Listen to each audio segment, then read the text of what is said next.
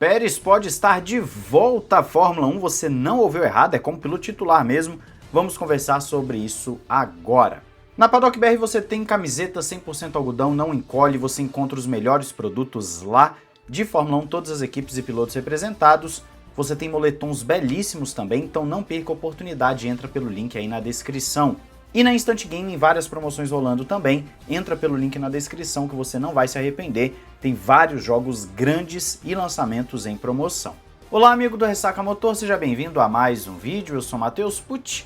Vamos começar falando aqui de McLaren, isso porque tem dominado nos jornais da Fórmula 1 sobre a extensão de contrato na McLaren do seu chefe de aerodinâmica, o Peter Prodromou, acredito que seja assim que se fala. Qual que é o grande segredo aqui?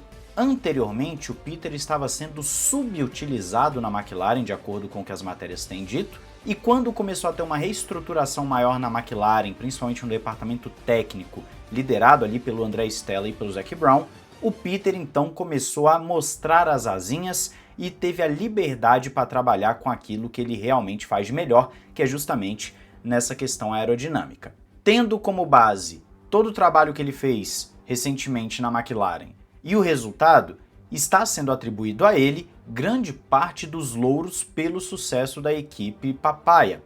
E por isso essa extensão de contrato está sendo dita como tão importante, principalmente na manutenção da briga pelo título em 2025. Então não é um cara qualquer, não é um cara que você pode simplesmente substituir. Ele tem um valor muito alto para a equipe, é estilo o que um Adrian Newey representa para a Red Bull, agora para Aston Martin, é estilo o que o James Ellison estava representando para a Mercedes e assim por diante. Você tem um cara que gera confiança e estabilidade para o projeto da equipe. Então essa renovação está sendo tratada como sendo super importante para a McLaren e por isso tem saído em praticamente todos os portais de Fórmula 1 mundo afora.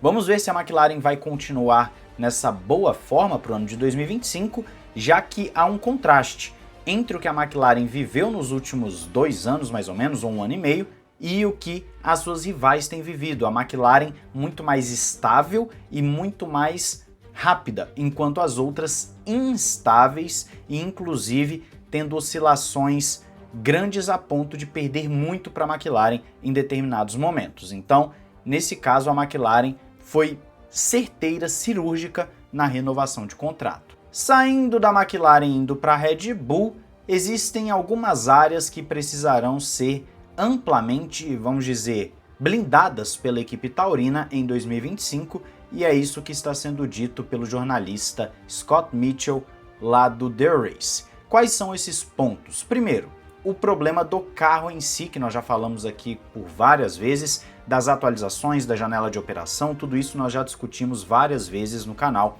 ao longo dos últimos vídeos das últimas semanas. Só que tem outros pontos importantes. Por exemplo, o alvo nas costas dos touros. Por que isso? Em 2023 tiveram a temporada mais absurda da história da Fórmula 1 e aí em 24 eles se tornaram o alvo claro para todo mundo, inclusive o Christian Horner falando que os seus rivais estavam com, vamos dizer, facas mais afiadas nessa disputa, fazendo uma alusão de que os caras vieram com mais sede ao pote. Só que a Red Bull sempre foi a equipe vilã, a equipe que passa na mídia a imagem de ser a vilã, de eles contra o mundo, de eles contra os bonzinhos, eles são os caras maus, e isso obviamente gera um teatrinho, gera um engajamento, também já falamos sobre isso aqui por algumas vezes. A Red Bull vai ter que recuperar um pouco dessa ideia de que eles são os caras que tem que caçar, de que eles são os caras que estão indo contra tudo e todos e que eles são os injustiçados. Porque no ano passado teve muita briga de bastidor em que a Red Bull ficou acusando os seus rivais de estarem trapaceando e a FIA chegou e falou, olha, aqui até parece que é, mas ali parece que não é tal, e no final das contas a Red Bull não conseguiu um resultado tão expressivo. Então esse outro ponto é importante para que eles voltem nesse teatrinho da Fórmula 1 a também ter um certo protagonismo.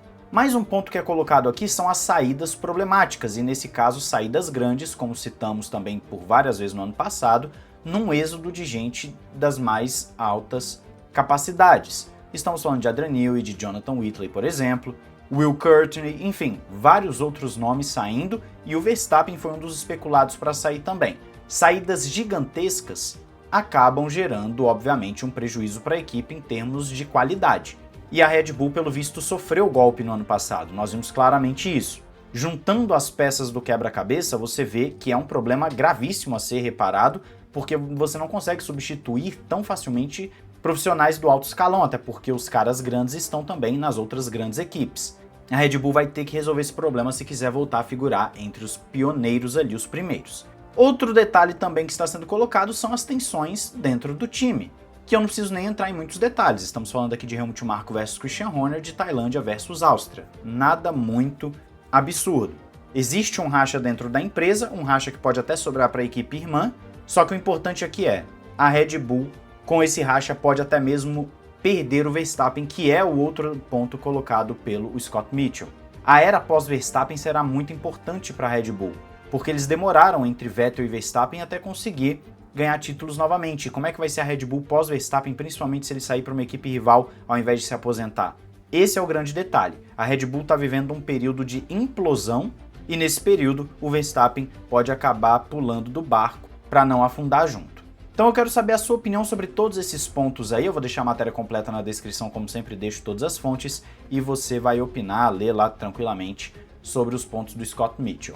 A nossa notícia principal de hoje é aquela notícia que já não é tão legal assim, né?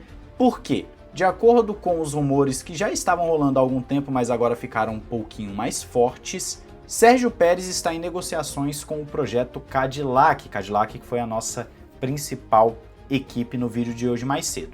Como bem sabemos, não estava performando na Red Bull e agora ele estaria negociando uma volta para o ano que vem na Cadillac. Já expressei minha opinião aqui inúmeras vezes no canal sobre a situação de pilotos como Ricardo, Pérez, etc. Não tem por que você trazer esses caras de volta. Eles não vão te entregar performance porque já passou o período deles, eles já estão numa decadência muito grande. Não são pilotos conhecidos também por serem gênios do feedback técnico, então você não vai sentir uma grande falta desses caras. A única coisa que você vai ter é um gasto alto, porque o salário desses caras é alto. Então seria apenas para você atrair o público mexicano? Não sei se vale a pena. Você quer desenvolver um carro? Não é o Pérez, não é o Ricardo, não é esse tipo de cara que vai desenvolver um carro para você.